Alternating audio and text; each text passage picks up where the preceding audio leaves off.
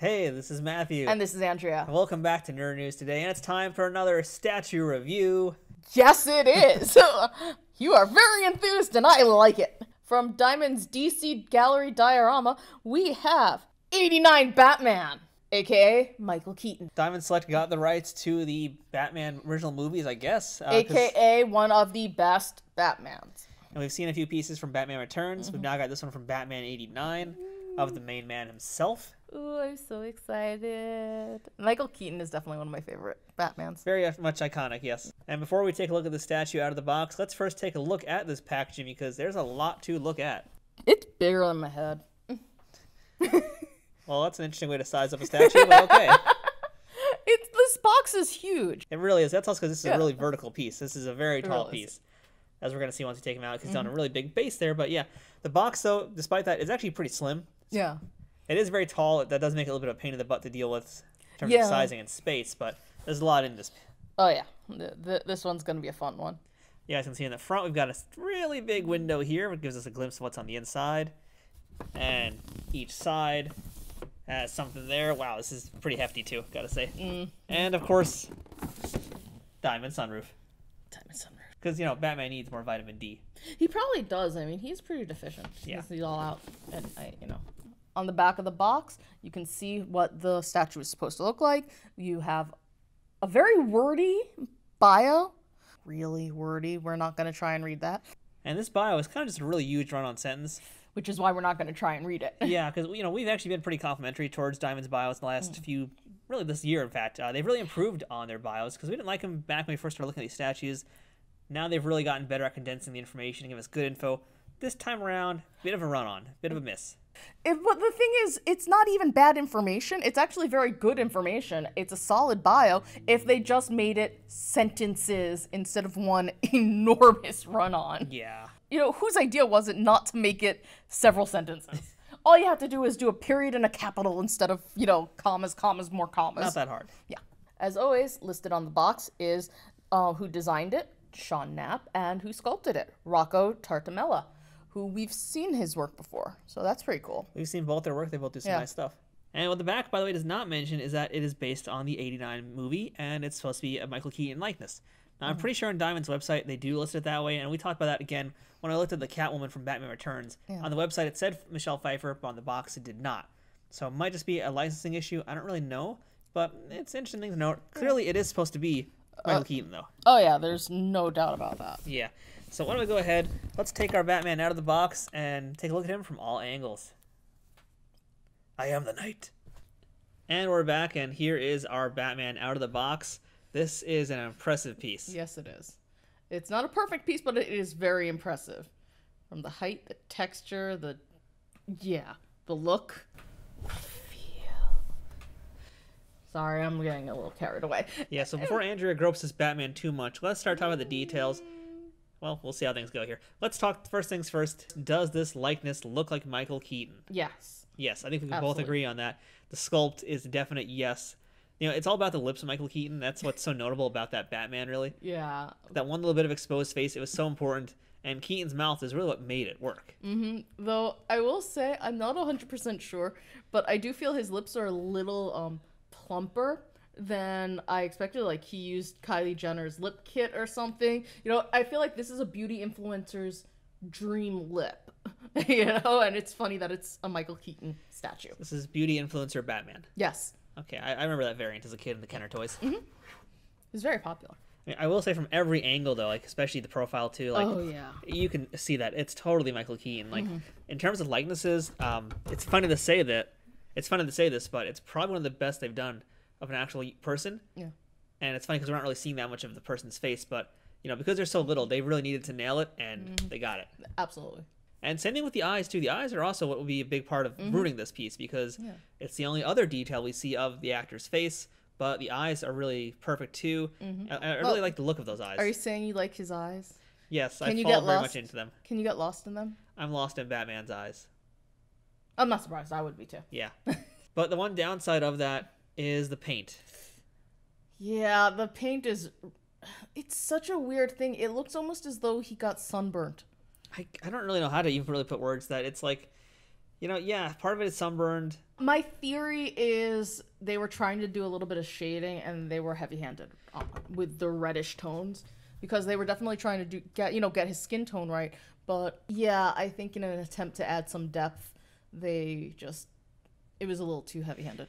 I think it is a little too much. Yeah, a little too much of the shading. It's definitely meant to look maybe a little bit dark, I guess, in the shadows. But that's a weird way to do it. Yeah. So I think they should have said a little bit more neutral and let basically the person at home light it up they want to light it up and get the effects that way. I think that's as we were looking at it off camera, I think that's going to be one of the big themes of this is, are they trying to tell us how they want us to light it? Because there are other details in here that we both were just like, why did they do that? Yeah, and I guess we should actually address that right away because it's a pretty important piece too. So let's talk about this part here because it's, I think, one of the most important elements of the Batman statue, and that's his insignia, the Batman logo. You can see it here on his chest as well as on the base. So we had quite the debate about this because it should be yellow in my opinion, and we looked at screenshots of the movie, and it's meant to be more of a yellow color. Yes. Other companies who have done this figure have done it in yellow too, so that seems to be the right shade. But you think they're going for an effect with this? You can see that with the gold that's on the belt and everything, it's shiny, it's metallic. So I think as part of a way to help differentiate from that, they wanted to create sort of that lighted, metallic vibe that came in from the actual logo from the movie. And their compromise on it was to do kind of this really bright orangey yellow. And like I said, I feel like they were going for an effect on it because they couldn't add anything to help light it up. They didn't want to do just a flat yellow because, one, it's been done by other companies, and two, I don't think it would have looked as good with this kind of, I don't know, I just don't think it would look good with this kind of texture or this kind of painting and everything. So I feel like they were going for, yeah, as you said, I feel like they were going for an effect. So here's what I'm going to do for you folks at home today is, so I'm going to take a photograph of the statue, and I'm going to now put it side by side with the actual version and then a yellowed up version. And you guys let me know what you think looks better. For me, I'm a purist. I want it to be the actual shady yellow. I can understand your viewpoint, though, but I want it to be accurate. No, I agree with you. I think that they should have gone for accuracy. I don't think they should be telling us how they want us to light it, if that's what they were going for. At the same time, for once, it doesn't bother me. I don't know why, because I'm also a bit of a purist on this. Yeah. So, I mean, maybe it's because they also matched it to down here. It does help. Like, if they were two different ones, I'd be furious. But, yeah, it's not bothering me as much as I would have normally thought it would. And I could see myself even arguing if it was yellow, saying it was too yellow and too bright. Yeah. So it is a tough one. It is a tough one. I guess there's not really a right answer for this one. Yeah. I think a lot of purists will probably say they want it to be yellow, but would it actually look good yellow? Yeah. I don't know. I guess you guys have to let us know what you think with these two Photoshop versions. Yeah, I'm all for it. Sound off below. So let's talk about the pose now, because this is a very tall statue. It's a very vertical piece. Yes. And that makes it very imposing. I love it. It's just Batman's getting ready to jump off of whatever the heck this is. What is this? So this base is definitely meant to represent some of that Tim Burton-esque architecture, is. Art Deco style stuff that we saw in Tim Burton's movies. That really fits Batman perfectly. Yeah, I mean, I love the Tim Burton movies. I mean, I would have loved it if he had been able to continue with it. Speaking of the base, we're going to have to insert a picture here, but real quick, check it out. There's an actual face under here. Which is a really fun, nice little detail.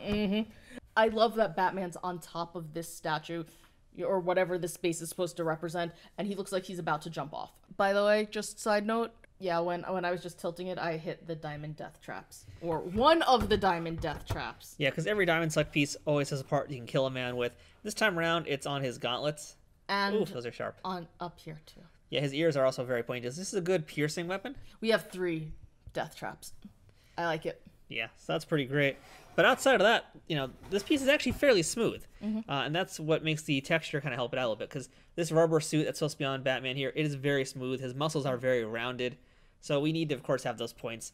Really, we got to give kudos, of course, to the people who originally designed the Batman suit. Yes. But at the end of the day, Diamond made choices with this piece to make sure it all works together and all balances out well. So texturally speaking, I know this is your big thing here, but there is a lot to talk about with that helps bring this to life. Oh my god, this thing is gorgeous. The cape has this beautiful leathery texture. And while the suit is, much smoother, his gauntlets, his boots, they have all these lines to show laces and just the way that it's designed to help show that it's, combat bat, you know, and rubber, and he's protected. The cowl, if you go to the back as well, you see that it's on his back. It's pointed.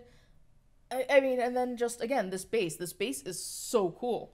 You know, he's on top of a globe that's being held up, and then there's like this plume of smoke.